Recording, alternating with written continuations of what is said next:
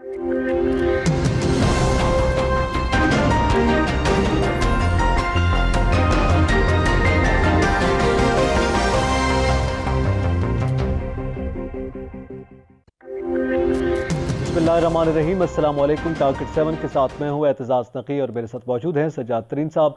नाज़रीन, आज के प्रोग्राम में सबसे पहले जिक्र करेंगे कि अमरीकी नाज़िम उल अमूर एंजेला एगलर पाकिस्तान में मौजूद हैं और उन्होंने आर्मी चीफ से मुलाकात की है, GHQ का दौरा किया है। और जब वो ये दौरा कर रही हैं और अफ़गान अमन अमल के हवाले से गुफ्तगू की गई है, इसी दौरान वज़ीर आज़म पाकिस्तान इमरान खान भी अफ़गानिस्तान के दौरे पर हैं और उन्होंने वहाँ सदर अशरफ गनी से मुलाकात की है और गुफ्तगू हुई है, उसका जिक्र करेंगे। और इसके साथ साथ कोरोना की दूसरी लहर जो कि मुल्क में तशवीशनाक हद तक बढ़ रही है, उसकी बात करेंगे। सज्जाद तरीन साहब, सबसे पहली बात तो ये है कि अमरीकी नाज़िम उल अमूर पाकिस्तान में मौजूद हैं, आर्मी चीफ से मुलाकात हुई है। आपके इल्म में है इससे पहले ज़ल्मे खलीलज़ाद साहब भी रिपीटेडली चक्कर लगा चुके हैं और मुलाकातें भी कर चुके हैं। मेरा सवाल ये है कि ये दौरा इस एंगल से अगर देखा जाए कि जब अमेरिका में इस वक्त सियासी तौर पर एक शिफ्ट आया है और वहाँ पे इंतखाबात हुए हैं और जो बाइडन को हुकूमत मिली है, ज़ाहिर है सियासी तौर पर तब्दीली के साथ पॉलिसी में भी तब्दीली हो सकती है, इस ज़िमन में ये दौरा कितनी अहमियत का हामिल है? देखिए, मैं आपको अर्ज़ करूं कि आपको याद होगा कि प्रेसिडेंट ट्रंप ने ये कहा था कि हम अफ़गानिस्तान छोड़ देंगे, अफ़गानिस्तान से अमेरिकन फ़ौजें चली जाएंगी। फिर इसके बाद उन फ़ौजों को निकालने के लिए पाकिस्तान ने बड़ी कोशिश की अमेरिका के कहने पर, और सारे तालिबान को हमने जमा किया, तमाम ग्रुप्स को, और वो जमा करके फिर कतर मुज़ाकरात हुए। ये सारी दास्तान पहले आपके इल्म में हम बता भी चुके हैं अपने नाज़रीन को। उसके बाद प्रेसिडेंट ट्रंप इलेक्शन हार गए, लेकिन हारने के बाद भी उन्होंने ये कहा कि हम अफ़गानिस्तान से निकलेंगे। अब इस हवाले से मैं समझता हूँ कि कुछ फ़ौजें उनकी जानी हैं, जबकि वहाँ की इस्टेब्लिशमेंट की जो ख्वाहिश है वो ये है कि कुछ रहें फ़ौजें, हमें जाना नहीं चाहिए। अगर हमने अफ़गानिस्तान को फिर उसी तरह लावारस छोड़ दिया जैसे पहले छोड़ गए थे जहाद अफ़गानिस्तान के बाद, तो फिर मसाइल पैदा हुए, तो ऐसा ना हो। इसी तनाज़र में जो है अमेरिकन नाज़िम उल अमूर जो है वो मिली आर्मी चीफ से, और यकीनन इस हवाले से बातचीत हुई होगी। और दूसरी तरफ प्राइम मिनिस्टर इमरान खान का आपने जिक्र किया है, वो काबुल गए हुए हैं और काबुल जाके उन्होंने, मैं समझता हूँ कि उनका काबुल का जो दौरा है बहुत अहम है। वो हमने हमेशा कोशिश की है कि पुरअमन अफ़गानिस्तान जो है वो पाकिस्तान के हक़ में है, और हमने अफ़गानिस्तान को पुरअमन बनाने के लिए बहुत कोशिशें की हैं।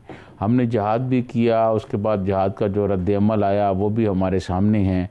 तो मैं समझता हूँ कि प्रेसिडेंट अशरफ गनी से जो मुलाकात हुई है आज, उनके साथ हमारे जो और भी मुख्तलिफ़ इदारों के सरबराह भी मौजूद थे, वो प्राइम मिनिस्टर के साथ DGISI भी थे, वो भी बातचीत वहाँ पे हुई है। तो मैं ये समझता हूँ कि ये एक तो जो हमारे दरमियान कुछ अगर कोई गलत फहमी है तो वो भी दूर हुई होगी, और दूसरा जो बाकी फ्यूचर के मामला हैं कि हमने आगे क्या करना है। अमेरिकन फोर्सेस जब वहाँ से चली जाएंगी, उसके बाद की जो सूरत हाल बनेगी, या कुछ फोर्सेस वहाँ रहती भी हैं, तो उसके बाद जो सिनेरियो बनेगा, उस सिनेरियो में अफ़गानिस्तान और पाकिस्तान के ताल्लुकात कैसे होने चाहिए, और वो मेरे ख़्याल में एक ये बात डिस्कस हुई होगी वहाँ बातचीत। दूसरा एक और चीज़ मैं आपको बताऊँ कि इंडिया का बड़ा असर रसूख वहाँ बड़ा है, और आपको अफ़गानिस्तान में उन्होंने बहुत मुख्तलिफ़ तालिबान ग्रुप को और मुख्तलिफ़ शिद्दत पसंदों को, उनसे उन्होंने राब्ते किए।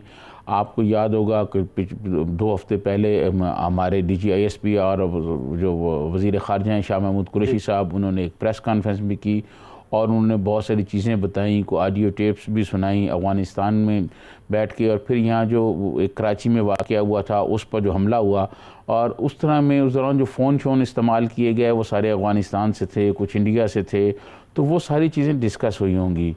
और मैं समझता हूँ कि अगर अफ़गानिस्तान की सरज़मीन जो है वो पाकिस्तान के ख़िलाफ़ इस्तेमाल ना हो, और पाकिस्तान तो उसको पुरअमन बनाने के लिए हर किस्म की कोशिश कर रहा है। पाकिस्तान की ये कोशिश है कि वहाँ अमन होगा तो वहाँ तिजारती ताल्लुकात होंगे, दूसरे मामलात होंगे।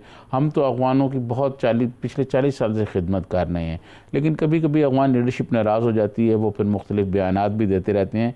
इन तमाम सूरत हाल के बावजूद मैं समझता हूँ ये दौरा जो है बहुत अहम है प्राइम मिनिस्टर इमरान खान का, और दोनों ममालिक के दरमियान जो ताल्लुकात बेहतर होंगे और हमें आगे बढ़ने में आसानी आएंगी। अच्छा, ये सदर अशरफ गनी से जब मुलाकात हुई तो उनका ये बयान सामने आया है, हमारे वज़ीर आज़म ने ये बात की है कि ज़ाहिर है अफ़गान अमन जो है वो खित्ते के अमन के हवाले से बहुत अहमियत का हामिल है।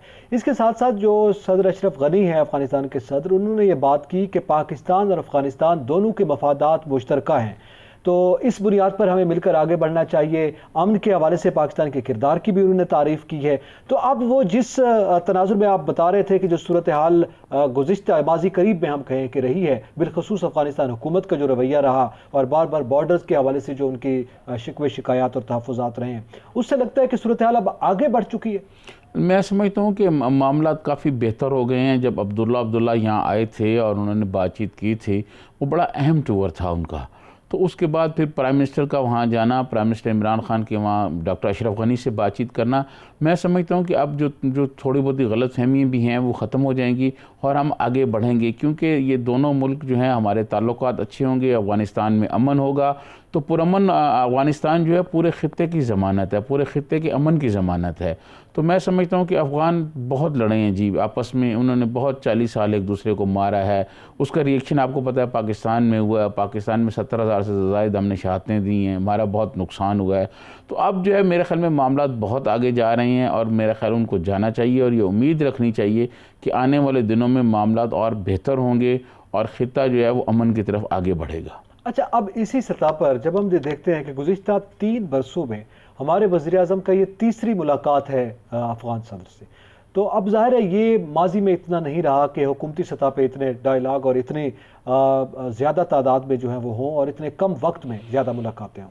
تو یہ جو ملاقاتیں اس دوران رہی ہیں، آپ کے علم میں ہے یہ ظاہر ہے ان ملاقاتوں کے دوران وہ طالبان اور افغان حکومت کے درمیان کا معاملہ تھا، پھر ان کے ساتھ جو ڈائیلاگ ہوا اس میں پاکستان نے ایک بڑا اہم رول ادا کیا ہے. تو اس حوالے سے بھی خاصی قربت آئی ہے دونوں حکومتوں کے درمیان، جس سے ظاہر ہے انڈیا یقیناً پریشان ہے.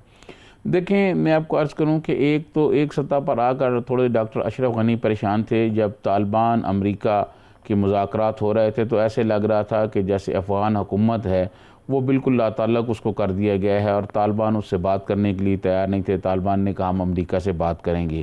پھر پاکستان نے کرایا. پھر آپ کو یاد ہوگا جب قیدیوں کی رہائی کا معاملہ آیا تو تنازع پیدا ہو گیا. پھر امریکی نمائندے پاکستان آئے، پھر پاکستان نے اپنی کوششیں کی تو وہ معاملہ حل کیا.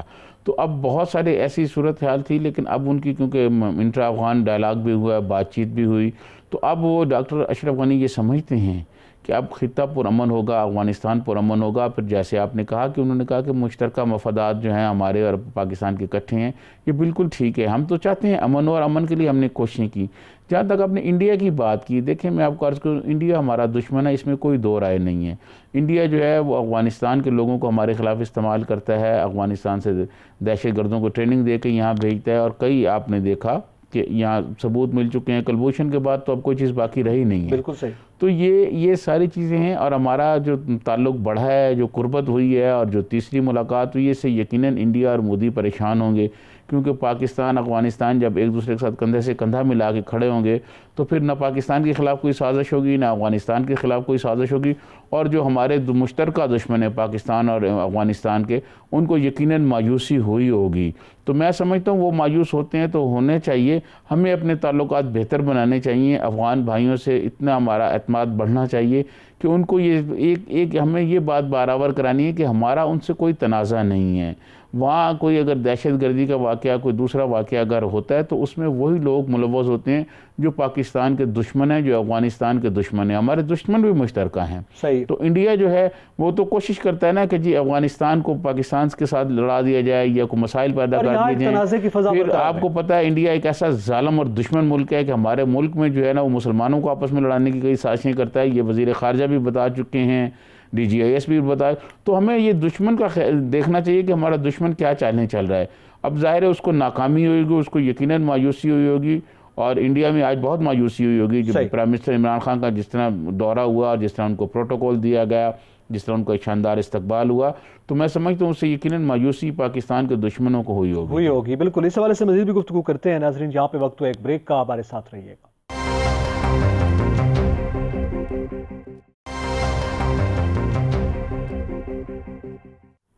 Welcome back. ناظرین بات کر رہے ہیں افغان معاملے پر اور پاکستان افغان تعلقات کے حوالے سے. سجاد ترین صاحب، آپ کے علم میں ہے، جب ہم نے ابتدا میں بھی یہ بات کی ہے کہ ہمارے وزیر اعظم افغانستان میں موجود ہیں، کابل میں موجود ہیں، اور امریکی ناظم الامور جو ہیں ظاہر ہے انہوں نے دورہ کیا جی ایچ کیو کا، تو ظاہر ہے کچھ وہاں پہ بھی افغان امن عمل کے حوالے سے بات ہوئی ہے. سوال یہ ہے کہ امریکہ کی موجودہ پالیسی جو بائیڈن کے آنے کے بعد، کیا آپ سمجھتے ہیں کہ افغانستان کے معاملے میں تبدیل ہو سکتی ہے یا وہی رہے گی؟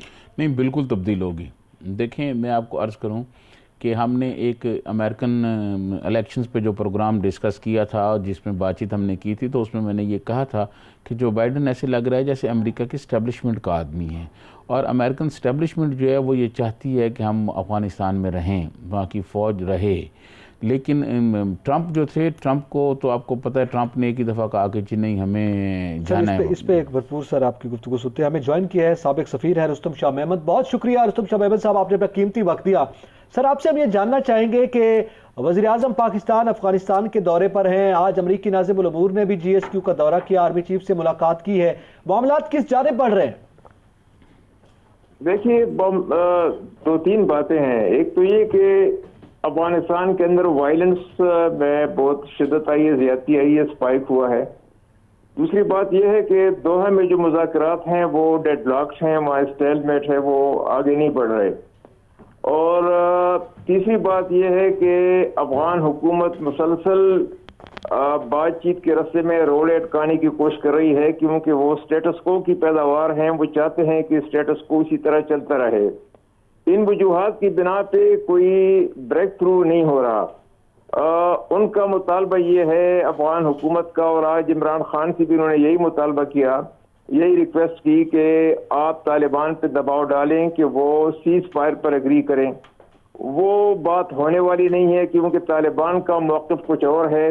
وہ یہ کہتے ہیں کہ اگر سیز فائر ہوتا ہے تو پھر اگر وہ ڈیلیور نہیں کرتا تو دوبارہ اپنے والنٹیئرز کو موٹیویٹ کرنا اور دوبارہ ان کو لڑوانا ان کے بس کی بات نہیں ہے. اور دوسری وجہ وہ یہ بتاتے ہیں کہ اگر سیز فائر پہ وہ اگری ہوتے ہیں تو تحریک سپلٹ ہو جائے گی، ڈیوائڈ ہو جائے گی، کیونکہ بہت سے لوگ تحریک کے اندر اس کے مخالف ہیں. اس لیے وہ یہ سمجھتے ہیں کہ یہ اشرف غنی کی حکومت کی ایک چال ہے جس کی بنیاد پہ وہ طالبان کو تقسیم کرنا چاہتے ہیں. تو سٹانس مختلف ہیں، اور میرے اپنے خیال میں جب تک امریکہ پریشر نہیں ڈالے گا اشرف غنی کی حکومت پہ، جو اس وقت میری نظر میں امن کے راستے میں ایک بہت بڑی رکاوٹ بنی ہوئی ہے، کیونکہ وہ اسٹیٹس کو پرولانگ کرنا چاہتے ہیں. وہ چاہتے ہیں کہ امریکہ کی مدد بھی آئے، ان کی ملٹری بھی یہاں پر ہو، اور اسی طرح یہ چلتا رہے. تو یہ میں سمجھتا ہوں کہ افغانستان کے لیے ٹھیک نہیں ہے. وہاں پہ اس وقت بھی ان کی حکومت کوئی 50% سے زیادہ ٹیریٹری پہ ان کا کنٹرول نہیں ہے. نہ صرف یہ کہ طالبان بلکہ ترکستان اسلامک موومنٹ بھی ہے، داعش بھی ہے، فدائی محاذ بھی ہے، اور بھی تحریکیں ہیں. تو وہاں پہ ایک جنگ کی سی کیفیت ہے.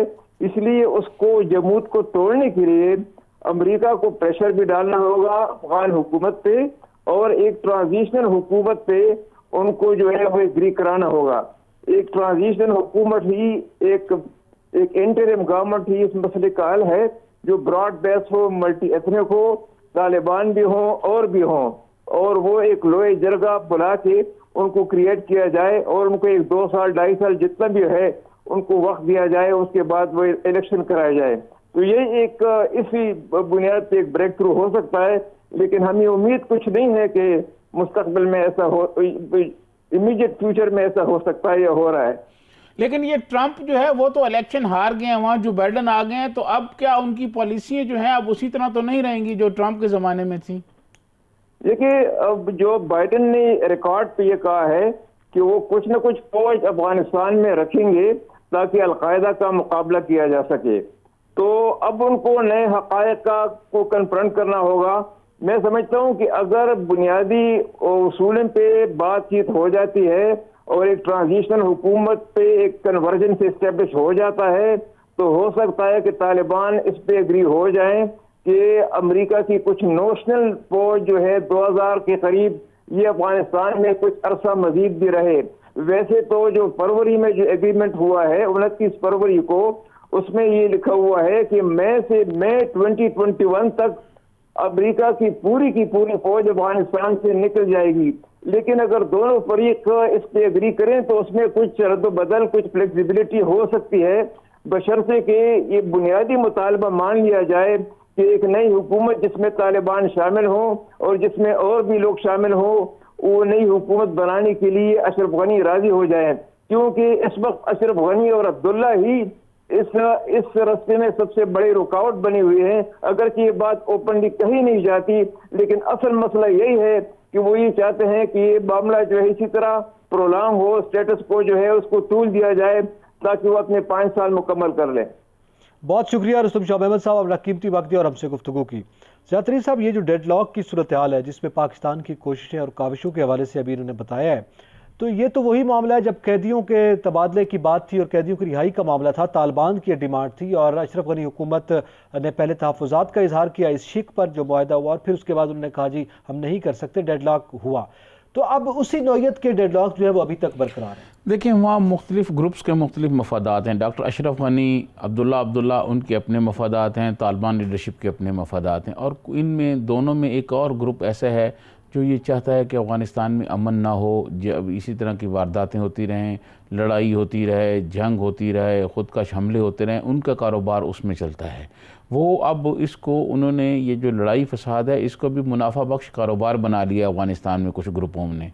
तो उन ग्रुपों ने भी कोशिश करनी है कि भाई अमन ना हो, जिस तरह की अब सूरत हाल हो रही है। रुस्तम शाह अहमद साहब ने बताया कि तालिबान में कुछ ग्रुप हैं, वो कहते हैं जी अगर इस तरह की कार्रवाइयाँ हम रोक देंगे तो तारीख के अंदर जो है वो तसादम हो जाएगा, या तारीख के अंदर स्प्लिट हो जाएगा, या वो तकसीम हो जाएगी।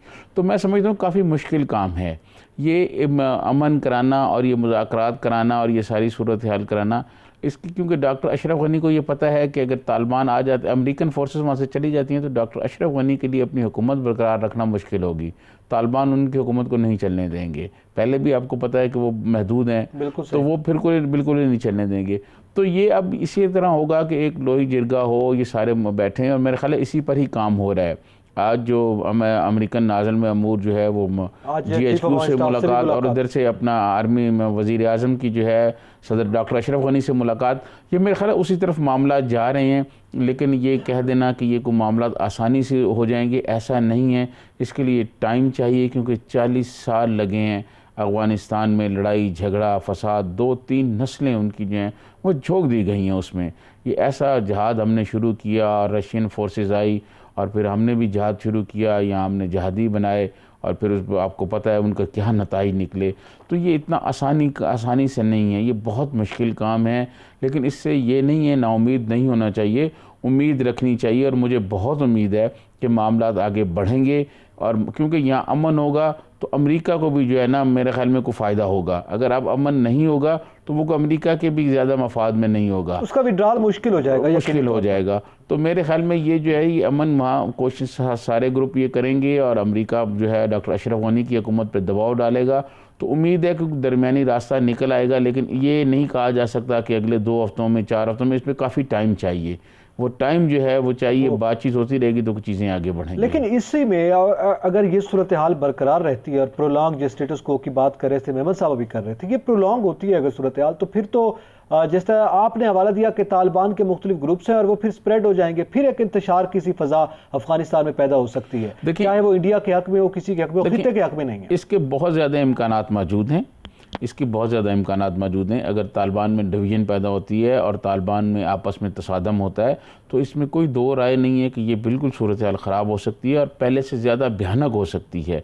उसी सूरत हाल से बचने के लिए पाकिस्तान कोशिश कर रहा है, और ज़ाहिर है अफ़गानिस्तान की जब सूरत हाल ख़राब होगी या अफ़गानिस्तान में कोई अमन ख़राब होगा तो पाकिस्तान मुतासर होता है उससे। तो पाकिस्तान की ये कोशिश है और अमेरिका को भी ये बताया जा रहा है और उम्मीद की जा सकती है कि ये कुछ सिलसिला चल निकलेगा आगे और हम कोई बेहतर रास्ते की तरफ चल निकलेंगे। बिल्कुल, इसी हवाले से मज़ीद भी गुफ्तगू आइंदा दिनों में भी होती रहेगी, लेकिन इसके बाद हम जिक्र करेंगे कोरोना की बढ़ती हुई लहर का और उसकी जो सूरत हाल, उसके जो नताइज इस वक्त सामने आ रहे हैं, जो खदशात हैं।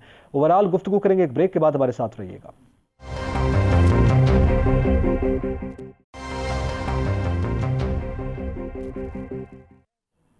वेलकम बैक नाजरीन, जिक्र करेंगे कोरोना की बढ़ती हुई सूरत हाल और इसके साथ साथ जो मौजूदा मुल्क की सियासी मामलात हैं उसका भी जिक्र करेंगे।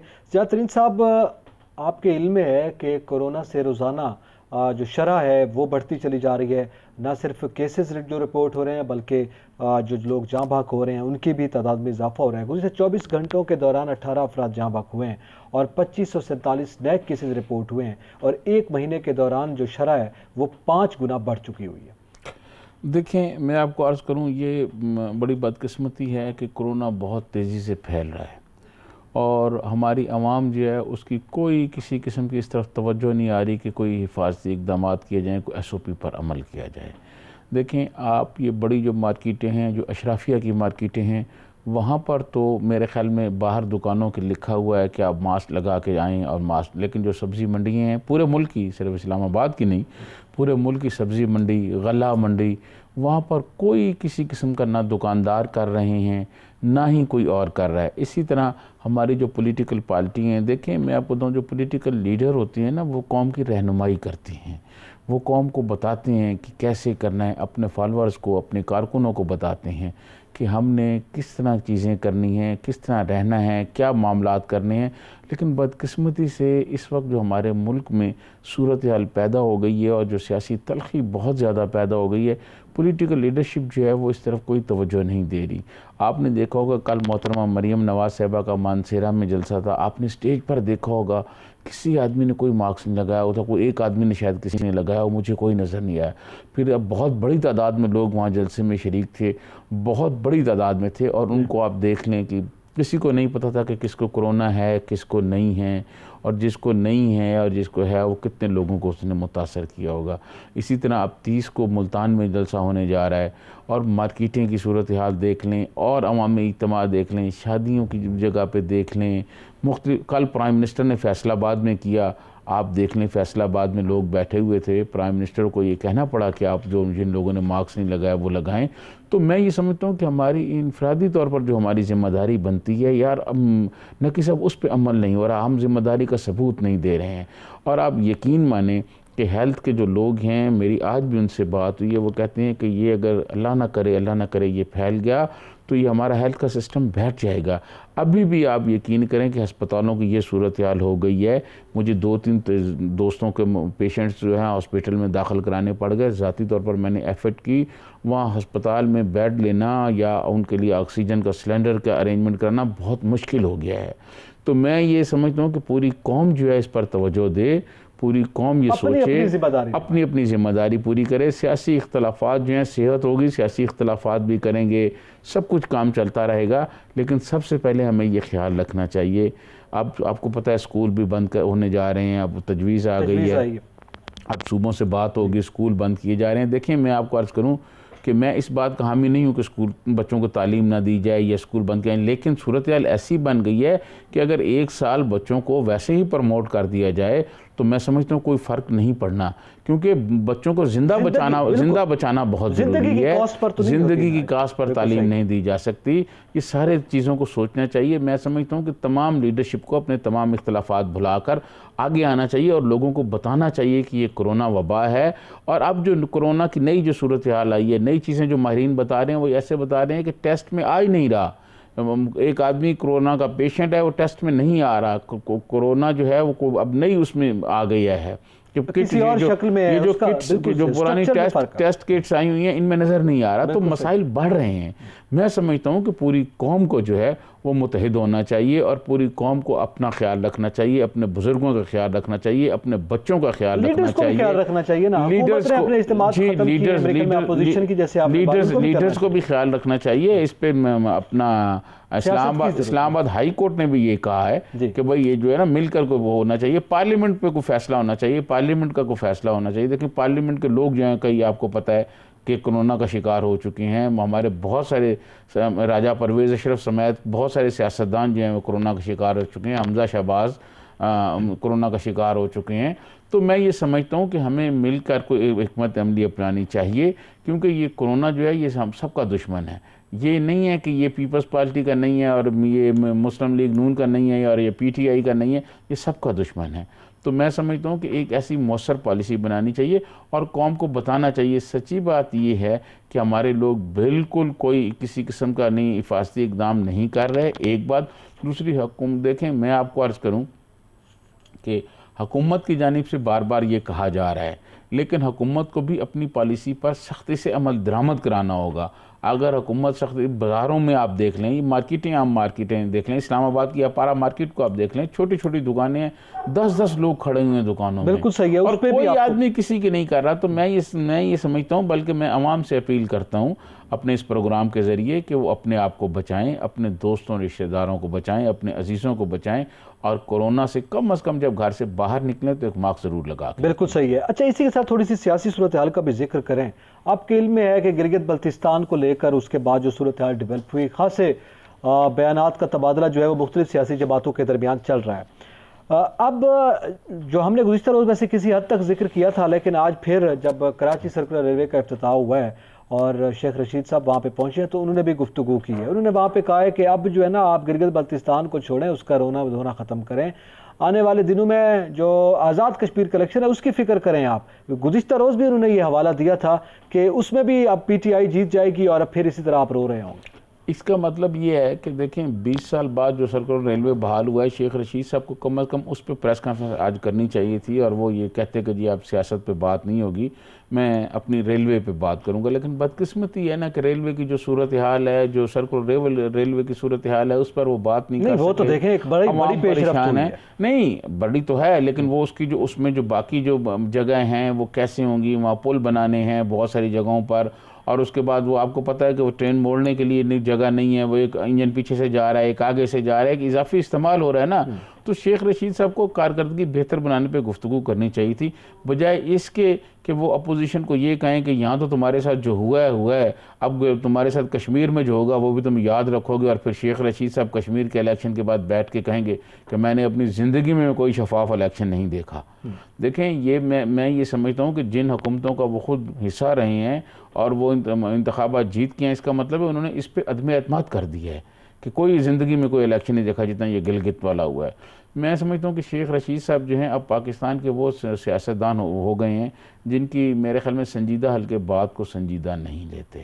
اچھا، یہ جو صورتحال بنی ہے، اور میں سمجھتا ہوں کہ اگر گلگت بلتستان کے الیکشن بھی ایسے ہوئے جیسے جو ہے آزاد کشمیر کے بھی ایسے ہوئے جیسے جی بی میں ہوئے ہیں، اور پھر پاکستان میں بھی الیکشن ایسے ہوئے جیسے ان دونوں جگہوں پہ جی بی اور ایچ جے کے میں ہوئے ہیں، وہ اگر پاکستان میں بھی آئندہ الیکشن ایسے ہوئے تو آپ یقین مانیے گا میں پاکستان کی تاریخ کا طالب علم ہوں، ملک کے لیے ایسے مسائل پیدا ہو جائیں گے کہ جو شاید ہم ختم نہ کر سکیں۔ اچھا، اسی پہ تھوڑا سا میں آپ سے یہ جاننا چاہوں گا کہ دوسری جانب چونکہ انتخاب کی شفافیت پر بڑا اعتراض ہے نا اپوزیشن کو، تو وزیر اعظم نے دعوت دی ہے کہ آئے اپوزیشن انتخابی اصلاحات کے لیے ہمارے ساتھ بیٹھے، ہم تیار ہیں، تو اس پہ وہ کیوں نہیں آ رہے؟ دیکھیں میں آپ کو دھاندلی کی بات کر رہے ہیں تو متعلقہ فورم میں نہیں جا رہے۔ دیکھیں میں آپ کو عرض کروں کہ یہ اس طرح نہیں ہے، اب ایک قومی ڈائلاگ ہونا چاہیے، ایک قومی مذاکرات ہونے چاہیے، اور یہ مذاکرات خواجہ آصف صاحب کہتے ہیں کہ عدالت آگے ہے، میں نہیں سمجھتا کہ عدالت کو آگے آنا چاہیے، میں سمجھتا ہوں کہ یہ ایک قومی ڈائلاگ ہونا چاہیے، تمام اداروں کو سامنے آنا چاہیے اور سب لوگوں کو بیٹھ کے ایک قومی ڈائلاگ، قومی مذاکرات کرنے چاہیے، اور جو ہمیں درپیش مسائل ہیں ان کا حل کے لیے بات کرنی چاہیے۔